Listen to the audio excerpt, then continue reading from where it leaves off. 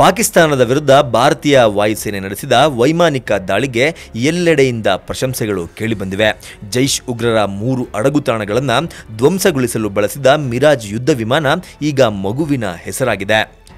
ಮಂಗಳವಾರ ಬೆಳಗ್ಗೆ 3 ಗಂಟೆಯಿಂದ 21 ನಿಮಿಷಕ್ಕೂ ಅಧಿಕ ಕಾಲ 12 ಮಿರಾಜ್ ಯುದ್ಧ ವಿಮಾನಗಳು ನಡೆಸಿದ ಕಾರ್ಯಾಚರಣೆಯನ್ನು ಅವಿಸ್ಮರಣೀಯವಾಗಿಸುವ ನಿಟ್ಟಿನಲ್ಲಿ ರಾಜಸ್ಥಾನದ ದಂಪತಿಗಳು ಅಂದು ಜನಿಸಿದ ತಮ್ಮ ಮಗುವಿಗೆ ಮಿರಾಜ್ ಎಂದು ಹೆಸರಿಟ್ಟಿದ್ದಾರೆ.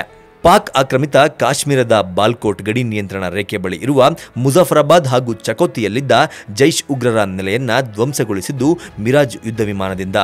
ಇದೇ ಮಿರಾಜ್ ಯುದ್ಧ ವಿಮಾನ ಹಾಕಿದ ಭಾರೀ ಗಾತ್ರದ ಬಾಂಬ್. ಆ ಬಾಂಬ್ ಸುಮಾರು 7 ಎಕರೆಗೂ ಅಧಿಕ ಪ್ರದೇಶವನ್ನ ಸುಟ್ಟು ಬೂದಿ ಮಾಡಿತ್ತು. ಹೀಗೆ ಪಾಕ್ ವಿರುದ್ಧ ಸೇಡನ್ನ ತೀರಿಸಿಕೊಂಡಿದ್ದ ಮಿರಾಜ್ನ ಶಕ್ತಿ ಪರಾಕ್ರಮಗಳು ವಿಶ್ವದೆಲ್ಲೆಡೆ ಪ್ರಶಂಸೆಗೆ ಒಳಗಾಗಿತ್ತು. ಉಗ್ರರ ಕ್ಯಾಂಪ್ ಧ್ವಂಸಗೊಂಡ ಕೆಲ ಹೊತ್ತಿನಲ್ಲೇ ರಾಜಸ್ಥಾನದ ನಾಗೌರದ ದಾಡ್ಬ್ರಾ ಗ್ರಾಮದ ಮಹಾವೀರ್ ಸಿಂಗ್ ಹಾಗೂ ಸೋನಂ ಕನ್ವರ್ ಅವರಿಗೆ ಗಂಡು ಮಗು ಜನಿಸಿದೆ. ಆ ಮಗುವಿಗೆ ಮಿರಾಜ್ ಸಿಂಗ್ ರಾಥೋಡ್ ಎಂದು ಹೆಸರನ್ನ ಇಡಲಾಗಿದೆ. ಮಹಾವೀರ್ ಸಿಂಗ್ ಅವರ ಸಹೋದರರಿಬ್ಬರು ಸೇನೆಯಲ್ಲಿ ಸೇವೆ ಸಲ್ಲಿಸಿದ್ದಾರೆ. ಸೋದರ ಭೂಪೇಂದ್ರ ಸಿಂಗ್ ಭಾರತೀಯ ವಾಯುಪಡೆಯಲ್ಲಿದ್ದರೆ ಮತ್ತೊಬ್ಬ ಸೋದರ ಶ್ರವಣ್ ಸಿಂಗ್ ಸಹ ಭೂಸೇನೆಯಲ್ಲಿ ಇದ್ದವರು.